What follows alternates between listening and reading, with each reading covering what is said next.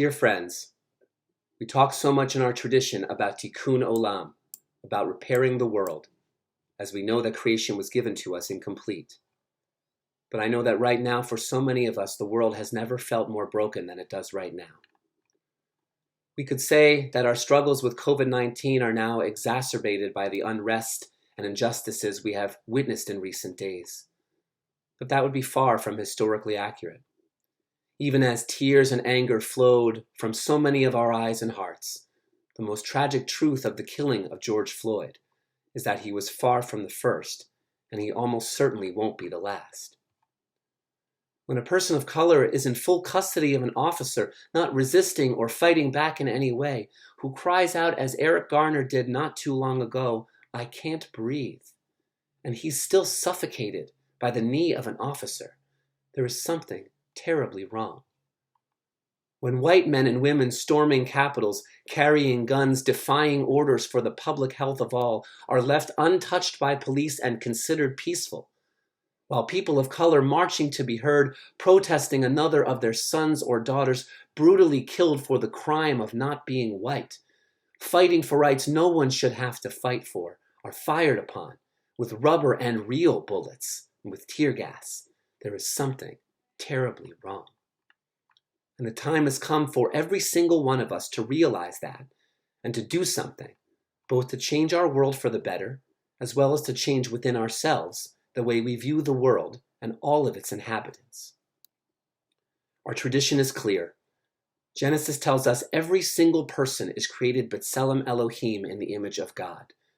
Not every Jew, not every man, not every heterosexual person, not every white person, every single person. The Talmud augments that sanctity, saying that each of our lives is like an entire world, and as such, one who saves a life is as if he has saved the entirety of the world, and one who destroys a life is as if he has destroyed the world completely. In that very same passage, the sages go on to discuss why it is that God only began with creating Adam rather than multiple people. The answer they give is one of my most favorite teachings, as it is both simple and powerful. God intended that all of humanity, spread out all over the world with different appearances, cultures, languages, customs, and rituals, descend from the first same human being. Why? The text says to promote peace among the creations, that no man would say to his friend, "My ancestors are greater than yours." To believe that any one group of people is better or less than any other is not merely an affront to Jewish tradition. It is a disgrace of the human condition, a hubris and blind hatred that goes against all that is holy and good, that seeks to tear apart human life by hurting and killing others, rather than seeking to build each other up. While I know most of us do not consciously feel this way, well, we know and have unfortunately witnessed that many Americans do. But it is not enough anymore to simply say, "I am not a racist, I am not part of the problem." As this tragedy and the subsequent chaos has ensued, I could hear the voice of my friend and colleague, the Reverend Kim McNair of Antioch Baptist Church, teaching, among others, the white clergy and organizers in the room at the time. She said, "Say it with me now, systemic racism." The concept of systemic racism reveals that issues regarding law enforcement are just one of so many arenas of American life. So many of us were taught are fair and equal in their service and protection of people, when they are anything but.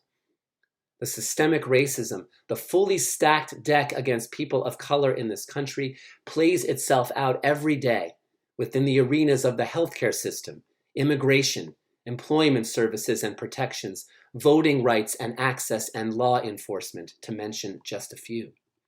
And once we are able to step back and begin to understand just how deeply ingrained and how far-reaching this toxicity is at all levels of society, whose roots trace back before the birth of this nation, how every single day in every state and city, people of color fall victim to the snares of this systemic racism.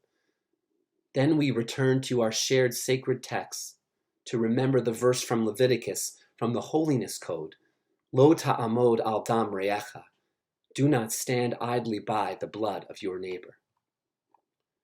These are our neighbors, our friends, our families. These are mothers and fathers, brothers and sisters, aunts, uncles, and cousins.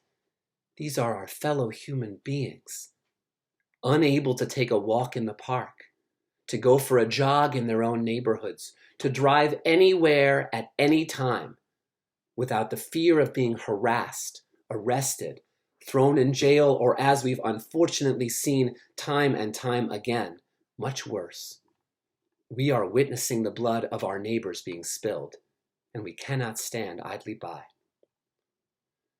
Because every single life is like an entire world, the fundamental Jewish value of pikuach nefesh, of saving a life, prevails over every other law or custom. When we can see that protesting to protect the rights of our friends and neighbors, fighting for change in the institutions of our country and world, speaking out against the killing of unarmed people of color are all examples of pikuach nefesh, then we may begin to understand why so many are gathering to protest and work together in this time, even or maybe especially in this moment of pandemic. My friends, I don't pretend to know the answers. There's a long road ahead for all of us towards fixing what is broken in our country. But I do know that the journey down that road is one we all must take, and most importantly, it's one we all must take together. I have been in continued conversation with my clergy friends and colleagues across northern Westchester, and particularly my colleagues of color all over the county, to brainstorm how we can best work together to combat racial injustice. I strongly encourage you to read and heed the wisdom and perspective of Ibram X. Kendi's How to Be an Anti-Racist, among other works, and to pledge to be an anti-racist as I have. Canner Sugarman and I will be hosting a discussion of the book at some point in the coming weeks, and we will be sharing links to different resources, exercises, discussions, and training opportunities in forthcoming communications. There is so much work to be done to repair and rethink what is clearly so broken in our country. It will take many months and years to even begin, but I promise you that it is all sacred work. And as our sages famously taught, you are not obligated to finish the work, but neither are you free to desist from it. Even if we're never able to see a perfected world, it is a mitzvah, a divine commandment, to do all we can to bring it a little bit closer, to make the world at least a little bit better for ourselves, our children, and their children. Let us join together, let us speak up, and work towards making our nation and world a more just place for every one of its inhabitants. Amen.